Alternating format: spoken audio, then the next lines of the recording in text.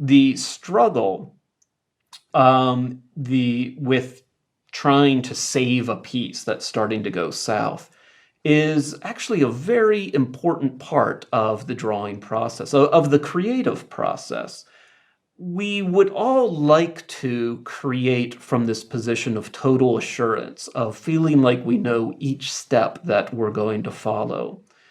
And certainly, the more you work and the more developed your skills become, more of that occurs. Well, I'll do this step with the ink, and then that step, and then this step, and I'm setting up this step for this, and so on. But you never want to find yourself in a position where you are just following a process all the way through.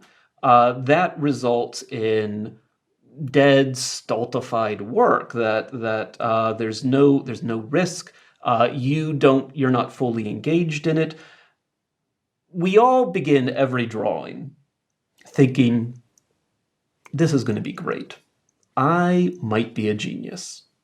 Wait till people see this. And then you get involved in it because you've got this beautiful vision of it in your head. And the more you work on it, the more the reality of it separates from the beautiful vision in your head. And the mistakes creep in, and you've got to make little compromises based on the materials or your skill or what have you.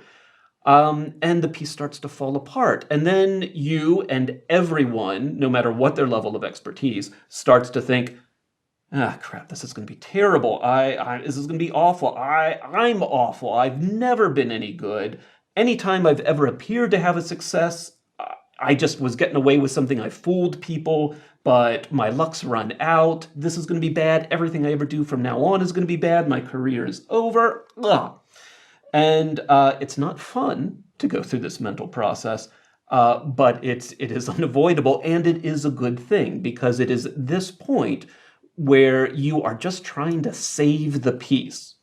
This is where it really comes to life. This is where you have to experiment. This is where you really have to dredge up everything you have from your experience, all the books you've looked at, all the paintings you've looked at, every artist you've ever seen do a demonstration, every time you've just looked at the clouds and thought, that's kind of an idea for a shape. I mean, everything from your entire experience gets poured into this piece, even if it's just a silly little drawing of a skull, because it's not just a drawing of a skull anymore. It's now your ego is on the line. Your whole conception of yourself as a creative person is on the line.